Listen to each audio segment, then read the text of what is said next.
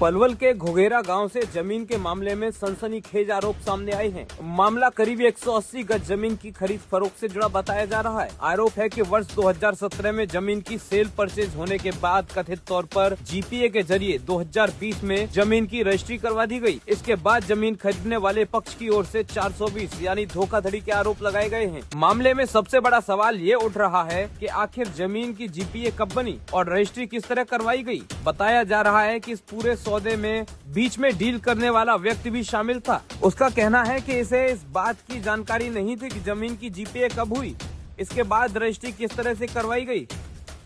मेरे को दिक्कत ये आ रही है जी, मेरी एक बेटबाल सनौब डालचंद वो प्रॉपर्टी डीलर काम कर रहा है। ठीक है। मैंने उसे अपनी जमीन बेची जी। तो जब उस टाइम पलवल में रजिस्ट्री ना हो रही, जटे वो मोह वाले को बेटबाल गाजियाबाद उसने जीपीएस से काबू ने जी मैं तो अनपढ़ हूँ वो करवा दी। फिर कुछ दिन बाद उसने दूसरे के नाम रजिस्ट्री करा दी। अब मैं 420 में 5 दिन से लित्र में खा रहा हूँ जी मैं पुलिस में। अब मेरे को कल मैंने सगरा गांव जोड़ो, मैंने हाथ जोड़ कही भैया मोह निपटा दे कैसे ही भी। अब जी 420 में फंसा दिया। अब मैं जेल मुँह पर कटेगी नहीं बुढ़ापे में। मैंने इसलिए अपना ये धारणा करके ले लीजिए। क्या लिया आपने?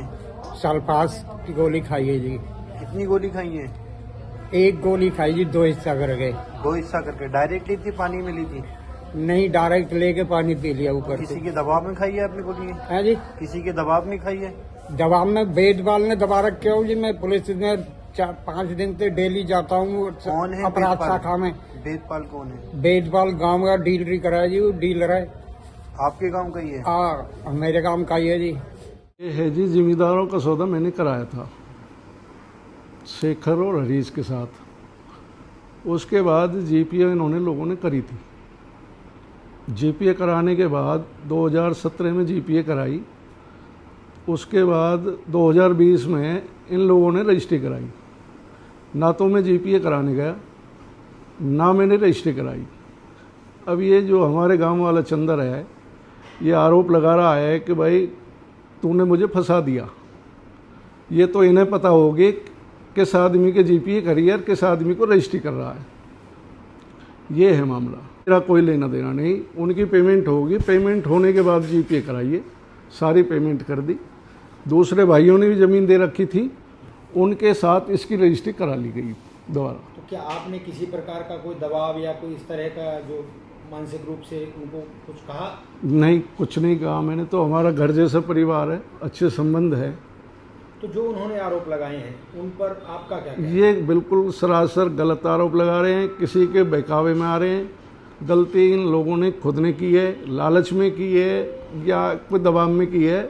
बाकी मेरा कोई लेना देना नहीं है। 3 साल बाद मुझे रजिस्ट्री का तो 2020 में पता लगा कि रजिस्ट्री भी कराई है इन लोगों ने। अब पुलिस इस मामले में आपसे अगर पूछताछ करती है तो क्या आप पुलिस का सहयोग करने की? बिल्कुल सहयोग करेंगे।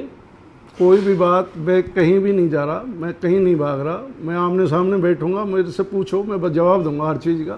कोई डॉक्यूमेंट्री में कहीं भी मेरा नाम आता है, कहीं फ़ोटो आते हैं तो मैं गुनहगार हूँ। कल में लोगों ने कहा था, उसने जो चंद्र ने लोगों को जैसे बताया, उसके बाद सब लोग सामने जब बैठे, जब मैंने उन्हें सारी बात बताई कि भाई मैं ना तो जीपीए करा के आया, ना मैं रजिस्ट्री में गया, तो ये मुझे कैसे कहता है।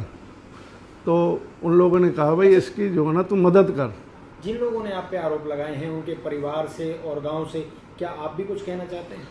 वो आरोप गलत लगा रहे हैं, वो गांव वाले, वो परिवार वाले गलत लगा रहे हैं। वो लोग भी हैं रजिस्ट्री में जो ये कह रहे हैं इन बातों को। उनको पता है कि रजिस्ट्री किसने कराई है और किन लोगों को रजिस्ट्री की है। मेरा कुछ भी लेना देना नहीं है, मैं था ही नहीं रजिस्ट्री में।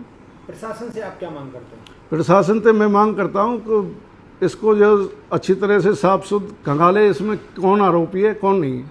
अब जांच में यह साफ होगा कि वर्ष 2017 में जमीन का व्यावसायिक सौदा कैसे हुआ, जीपीए कब और किसके नाम बनी, रजिस्ट्री किस आधार पर हुई और 180 गज जमीन की आखिर जिम्मेदारी किसकी बनती है। फिलहाल दोनों पक्षों के आरोप अलग अलग हैं। पूरे मामले की सच्चाई जांच के बाद ही सामने आएगी।